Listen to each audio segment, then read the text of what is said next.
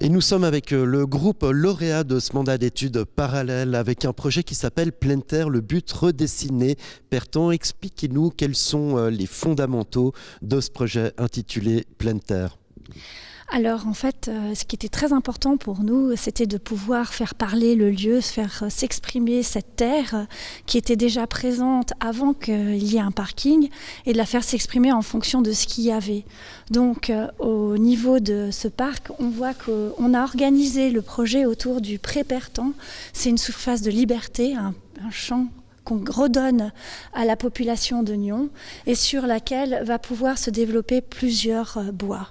3 bois basés sur des structures arborées existantes, des platanes existants qu'on vient pour amplifier, pour faire des résonances et faire des ambiances différentes. Voilà, 3 bois qui enserrent donc cette place Pertan avec une salle communale entièrement revue, réouverte justement sur ce pré Pertan.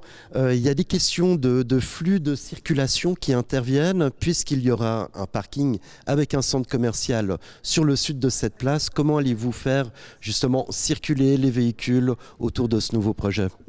En fait, l'idée, c'était de vraiment tranquilliser les différents espaces qui seront circulés avec un aménagement.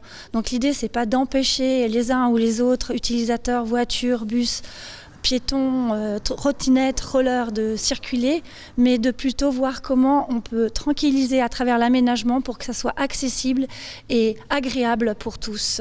Donc un parking qui est sur le sud, avec une entrée sur le sud, et puis deux ensembles, en gros, architecturaux, un qui reprend des commerces, et puis un autre, de nouveau, sur le sud, qui reprend plutôt les équipements communaux.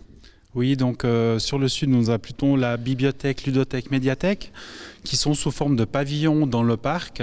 C'est des bâtiments en fait qui sont discrets, qui laissent la place à la ville historique, à l'arrière-plan, qui laissent de grandes transparences aux bâtiments. C'est des bâtiments de bois qui sont posés en fait sur un contrefort qui contient des commerces et des équipements publics.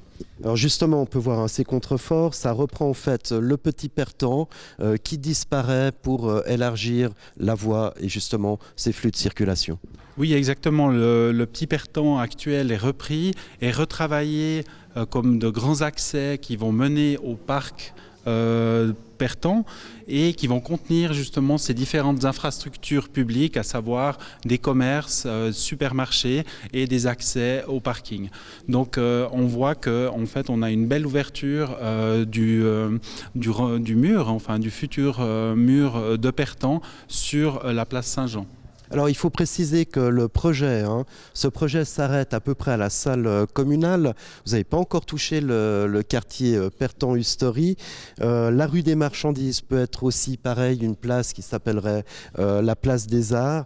Et puis le cours Pertan ici, en fait il serait interdit à la circulation. Ce sont là encore les deux grosses phases de ce projet. Alors en fait, l'idée c'est vraiment d'avoir des aménagements qui restent polyvalents, sur lesquels il y a encore un degré de modification qui sera possible, qui sera entrepris. C'est aussi des aménagements qui peuvent se faire par étapes. Donc l'idée c'était vraiment de pouvoir redonner un parvis entre la salle communale, qui est un magnifique patrimoine aujourd'hui, et de faire dialoguer avec le bâtiment des Faves dans lequel il y a des expositions qui se passent. Et puis de voir après, de faire laisser le temps aussi, de voir les projets, les opportunités pour voir à quel moment on pourra dessiner cette place, cette esplanade des marchandises et de voir comment elle va pouvoir s'intégrer avec l'Hullo-Hustory ultérieurement. Voilà, ça c'est la vision générale et puis on peut encore faire des coutures sur ce projet. Pleine Terre, c'est un projet qui est prévu pour être réalisé à quelle aune ? À quelle aune ? Au niveau temporel, vous dites ? Alors au niveau temporel, donc ça dépend encore. Donc on arrive maintenant dans le projet, donc on n'a pas forcément